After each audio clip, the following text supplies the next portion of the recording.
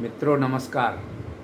पटना बिहार से मैं विवेक रंजन सोनभद्र अपने यूट्यूब चैनल विवेक सोनभद्र पर आपका स्वागत करता हूं। मित्रों, आज बंद की बात।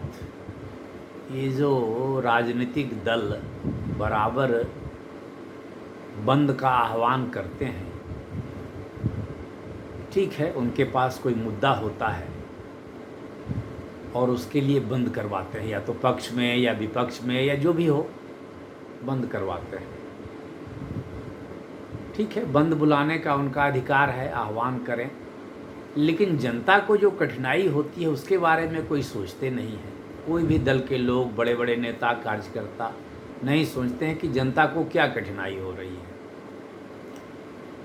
अब बंद तो करवा देती है दल, लेकिन अगर किसी को अस्पताल जाना है, किसी को स्कूल जाना है, तो उसमें बाधा होती है। तो यह जनता का भला करते हैं कि बुरा करते हैं, यह लोगों को सोचना चाहिए, राजनीतिक दलों को भी सोचना चाहिए। हो सकता है इससे फ़ायदा नहीं नुकसान हो। कल बिहार में बंद बुलाया गया था कई शहरों में। तो जहानाबाद की एक खबर है अखबार के माध्यम से, दैनिक जागरण में, जहानाबाद में शिक्षिका के साथ हुई नोकझोंक बंद समर्थकों की। जहानाबाद में बंदी के दौरान गुरुवार को भाजपा महिला मोर्चा की कार्यकर्ताओं और एक सरकारी +2 स्कूल की शिक्षिका के बीच तीखी नोकझोंक और धक्का मुक्की हुई। अब कोई शिक्षिका अगर अपने काम पर जा रही है, उसे रोक रहे हैं या सड़क जाम कर दे रहे हैं, उसमें वो फंस गई है, नोकझोंक हो रही है और धक्का मुक्की हो रही है, तो यह तो जनता के लिए सिरदर्द हो गया। ऐसा बंद, इस ऐसे बंद से क्या फ़ायदा?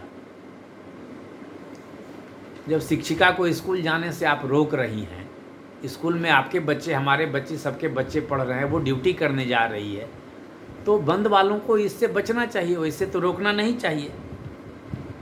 वही एक और खबर दरभंगा की है। दरभंगा में लहरियासराय दरभंगा पथ पर बंद का समर्थन कर रहे एनडीए कार्यकर्ताओं और स्थानीय दुकानदार के बीच मारपीट हो गई। अब बंद समर्थकों और दुकानदार के बीच मारपीट हो गई, तो ऐसे बंद का फिर क्या फ़ायदा जब आपने जनता का नुकसान ही पहुंचा दिया या अपना नुकसान कर लिया। मारपीट हो गई, किसी का नुकसान हो गया, कोई मामला मुकदमा हो जाएगा।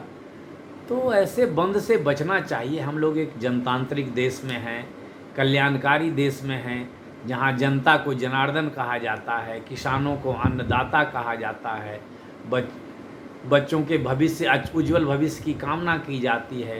तो आप स्कूल की पढ़ाई को बाधित करेंगे। यहाँ तो हमारा देश अभी भी गरीबों का देश है और दुकानदारों को परेशानी होगी। तो ऐसे बंद से फिर फ़ायदा क्या होगा?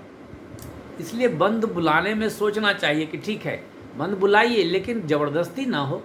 किसी को काम पर जाने से रोकिए नहीं। अखबार में यह भी खबर छपी है कि ओपीडी में कम मरीज़ आए, या तो मरीज़ आए होंगे रास्ते में फंस गए होंगे, या देर हो रही होगी, या मरीज़ सोचे होंगे कि आज तो बंद का आह्वान है, छोड़ो आज नहीं जाया जाए। अब कोई बीमार आदमी अपनी बीमारी का इलाज टाल रहा है आपके बंद के चलते, तो यह ऐसा बंद क्यों किया जाता है? इससे फ़ायदा क्या है? अब ऑटो चालक, सुबह में ऑटो चालक कम चले, दोपहर से शुरुआत हुई उनकी ज़िंदगी की, उनके काम की ज़िंदगी की, तो अब उनको 4 घंटे काम कम मिला, तो पैसेंजर को भी परेशानी, ऑटो चालकों को भी परेशानी। तो ऐसे बंद से फ़ायदा क्या है? बड़े बड़े नेताओं को, कर्ता धर्ताओं को सोचना चाहिए कि बंद जो हम कर रहे हैं, बंद का आह्वान करें, बंद हो जाए उनके आह्वान से तो बहुत अच्छी बात है, लेकिन वो किसी ऑटो वाले को न रोके, किसी दुकानदार को शटर गिराने न बोले, किसी शिक्षिका को अस्पताल जाने से न रोके, किसी एम्बुलेंस वाले को न रोके, या किसी को भी न रोके। एम्बुलेंस का, किसी भी गाड़ी को रोकना बंद में नहीं होना चाहिए। ये मेरी व्यक्तिगत राय है और इस देश के बड़े बड़े नेताओं, बड़े बड़े राजनीतिक दलों, सभी से अनुरोध है कि कृपया आप बंद बुलाएं, लेकिन किसी को भी उसकी मर्जी के खिलाफ आवागमन में, काम करने में बाधा न पहुंचाएं। तभी बंद की राजनीति करें, अन्यथा बंद की राजनीति नहीं होनी चाहिए। बंद की राजनीति बंद होनी चाहिए।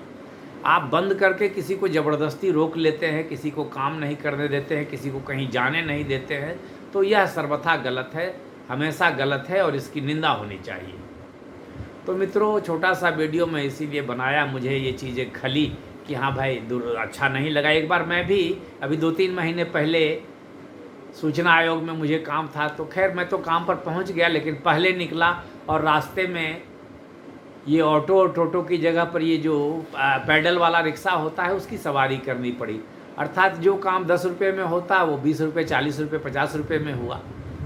तो ये चीज़ रुकनी चाहिए, बंद ज़बरदस्ती न किया जाना चाहिए, आवागमन बाधित नहीं होना चाहिए, बस नहीं रोकना चाहिए, ट्रेन नहीं रोकना चाहिए। यह बहुत ही दुर्भाग्यपूर्ण है और यह हमारे एक स्वस्थ प्रजातांत्रिक देश के लिए उचित नहीं है।